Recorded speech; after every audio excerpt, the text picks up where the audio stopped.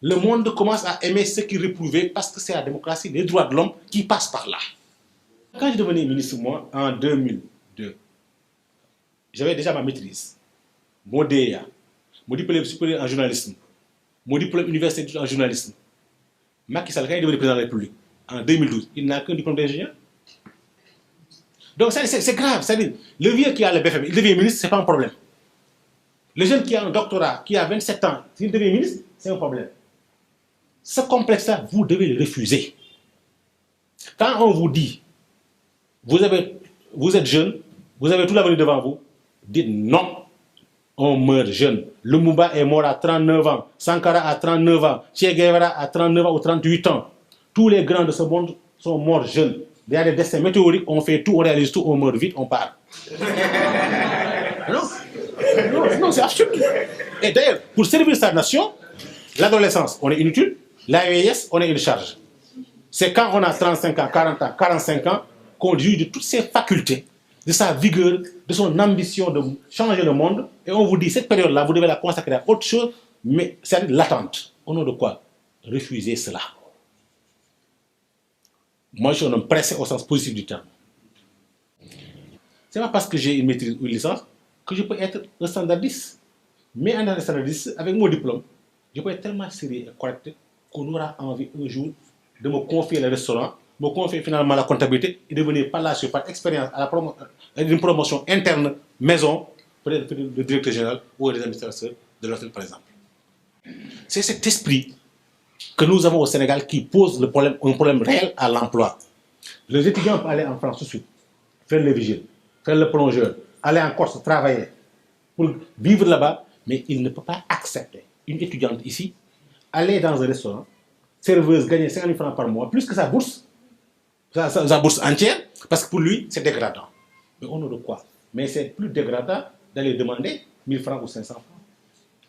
C'est plus dégradant d'aller se taper un mec riche qui vous offre 50 000 francs, moyennant quelques embrassades ou plus. C'est la vérité. Il faut qu'on mette ça dans la tête des jeunes, des uns et des autres. Il n'y a pas de métier plus avilissant que la main tendue. C'est mon point de vue. Vous allez aux États-Unis, Obama, qui est parti du néant, qui n'a jamais été ministre, jamais gouverneur, jamais DG, quelques mois, quelques années sénateur, de père d'origine africaine, qui n'a pas de grande réputation, dit j'ai l'ambition d'être président des États-Unis. Noir, dans une communauté à majorité blanche. Il réussit l'opération, mais personne ne lui reprochera d'avoir été avant-hier rien du tout pour devenir aujourd'hui quelque chose.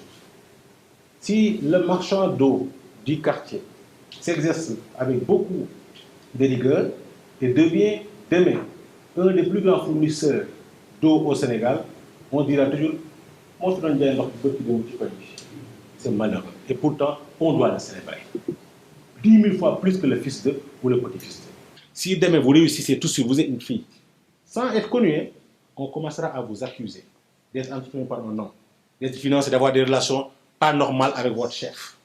Si vous êtes un garçon, on dira que vous avez des réseaux de drogue. On risque de vous accuser d'homosexuel. Bon, je vous dis, on vous traitera même de franc-maçon si vous êtes indébranlable.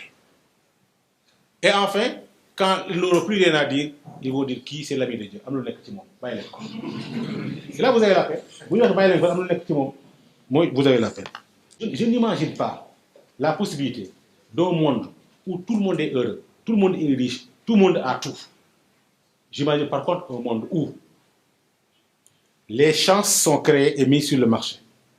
Et il n'y a aucun obstacle pour personne. Tout le monde peut y accéder.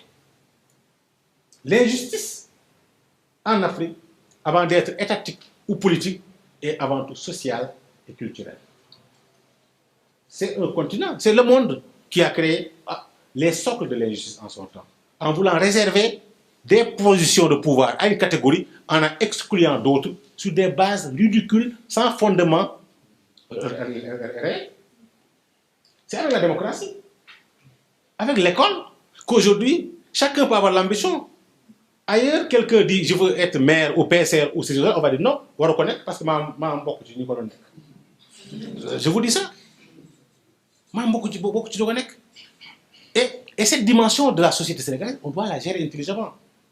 Et cette catégorie exclue s'est focalisée sur la recherche de ressources, de compétences, de talents, en accumulant énormément, pendant que l'autre pensait que lui, il doit tout acquérir parce que quelqu'un a fait ce travail dans le temps pour lui. Il va se tourner sans socle, l'autre a tous les socles. Conséquent, on voit des changements et des inversions de rôle. Partout dans le monde. Si vous avez l'ambition d'être dirigeant, demain, sachez que vous êtes à l'heure de l'Internet. Tout ce que vous dites, tout ce que vous faites, vous rattrapera demain et pourra vous faire exploser en plein vol. Il y a de cela 1 an ou 2 ans, le plus populaire des ministres allemands, qui était ministre des Forces armées, on lui prédestinait de devenir chancelier, a été démis de ses fonctions, contraint de démissionner, humilié parce simplement des étudiants ont découvert qu'il avait plagié 47 pages dans sa thèse. On l'a retiré du docteur, on l'a fait contraint à démissionner, sa carrière est brisée parce simplement un comportement indigne d'un leader l'a rattrapé. Après lui, une autre dame, amie de la chancelière, ministre de l'enseignement scientifique et de la recherche. C'est 30 ans après qu'on a découvert aussi qu'elle a plagié, contraint à démissionner. Donc c'est pour vous dire tous ces petits détails. C'est pour ça, je ne me glorifie pas, le jeu est haïssable, j'en fais usage. J'ai toujours été dans un environnement très difficile, je n'ai jamais fui.